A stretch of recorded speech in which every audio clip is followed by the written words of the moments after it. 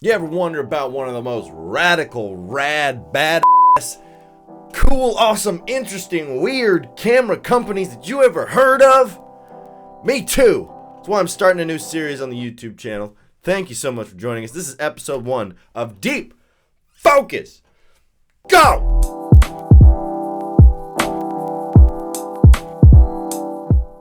Now, a lot of you guys love those red digital cinema cameras, those beautiful sons of but I bet you guys didn't know the guy who made red cameras, his name is Jim Gennard. And that might sound a little familiar if you've ever ridden a motorcycle, because he also founded a little company called Oakley Sunglasses.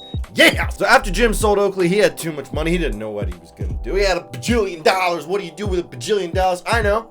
Start a camera company. Why not? Little fact about Jim though, he was an absolute camera fanatic. He had like over 1,000 cameras. What are you doing all those cameras, Jim? Weird stuff. But being the camera fanatic that Jimbo Gennardo was, he was real frustrated with the fact that he couldn't get a cinematic quality image out of these digital cameras that he was using between 1999 and 2004. It all came to a head when he was messing around with his Sony, sorry, I gotta read this off, the Sony HDR FX1, also known as Dad's Friendly Camera. Look at that thing. The problem that he was running into is that when he was converting those files from the tape into the digital image so that he could edit them on his Mac computer, he was losing tons of quality. And that just simply wouldn't sit with old Jimbo Gennardo, the dude. 2K resolution was essentially the standard for a digital image at the time. But that's not good enough for Jimmy Dean's sausages, no sir! Jim wanted to get a solid 4K resolution out of a digital image that he could edit with. Yes, he did! But crucially, he didn't want to sacrifice the depth of field that you get from a cinematic quality image, which at the time was only achieved through using real film. This meant one thing in particular: you had to have a big sensor and you had to push a lot of pixels. Jim set out researching and prototyping and testing and researching and prototyping and retesting and redoing all this stuff over and over again, and step and repeat and do it again and test and try and fail and do it again for 3 years. Finally, in 2006, Jimbo Gennardo showed up at NAB, which is the National Association of Broadcasters, in 2006 with the Red 1. This big old he showed up with a camera that could shoot up to 60 frames a second in 4K resolution and 120 frames a second in 2K resolution, pushing that raw image through a Super 35 size sensor. Crucially, that was the same size sensor as a regular piece of film. The Red 1 was a cast iron beast, weighing just over 10 pounds, you fat bastard. Big sensor with 14 megapixels. Immediately, NAB was set ablaze with this cinema camera that was pushing a digital image that essentially looked exactly the same as a cinematic film image. Nobody had seen this before. It was crazy. It was nuts. Wow. 2007 rolls around. A little guy named Peter Jackson, maybe you heard of him. He did this movie and that movie.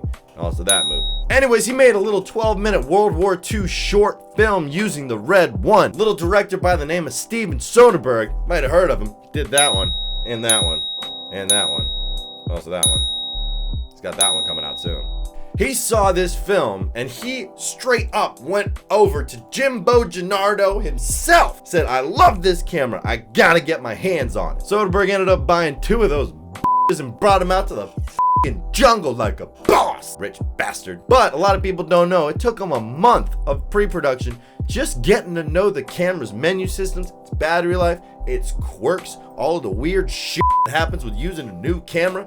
Even the Red technicians that were on the movie were still building the camera before they could sell it to the public while they were shooting this damn movie. This is great. This is crazy. But the upside of this whole thing was that for the first time in the history of cinema, you could pack a cinema quality camera in a backpack.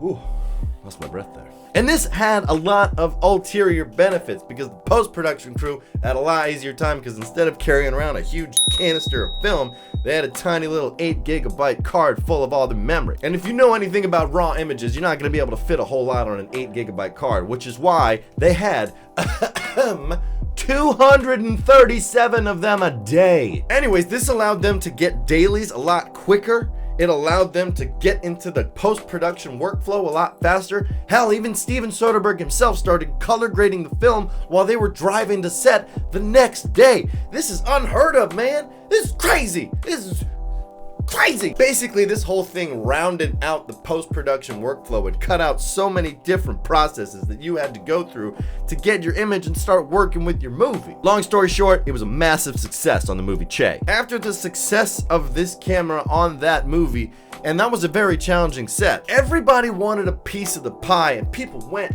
nuts. Anyways, in 2009, Red came out with the new system, which is called the DSMC, which stands for Digital Stills and Motion Capture, motherfucker. This came with a new form factor, which is nice and boxy and modular, like a block of cheese. My dad's belly.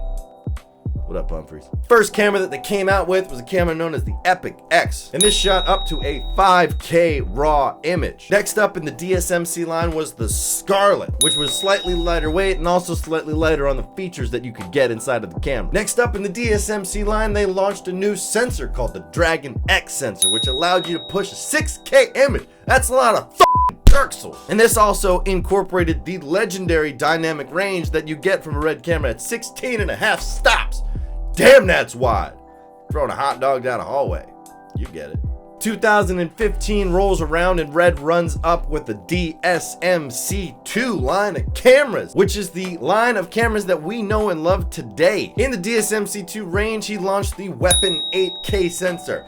8K! That's a lot of pixels. Along with the 8K sensor, we had the, and I'm sorry, I'm gonna have to read this off again. There's a lot of shit. We had the Weapon 8K Vista Vision, we had the Weapon 6K, we had the Scarlet W5K, and we had the Raven 4.5K camera. 2016, they launched the new Helium Sensor, 35.4 megapixel sensor, which got the highest ever DxO mark of 108 pixels.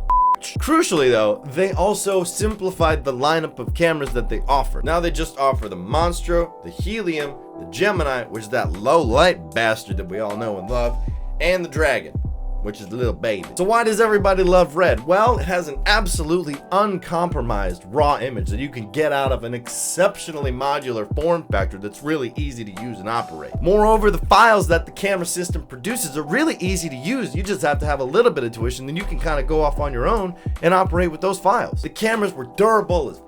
Needless to say, Red cameras took over Hollywood, man. Here's just a few movies that they've shot in the past few years on Red Cam. Captain Marvel, Annihilation, Geostorm, Bomb City, all the Marvel movies, The Martian, Straight Outta Compton, Power Rangers, Assassin's Creed, Tarzan, Hoppitz's movies, all the Jurassic Worlds, Pirates of the Caribbean, all the Furious films, all the new Star Wars films, and my absolute motherfucking favorite, Swiss Army Man. If you haven't seen that movie, Daniel Radcliffe dies and then his butthole becomes a rocket. Anyways, that's Deep Focus on Red Digital Cinemas. If you liked the episode, be sure to drop a like and a comment in the comment section. If you loved this video, go ahead and sub to the channel. I'm going to do these as often as I can, and I'll see you next week.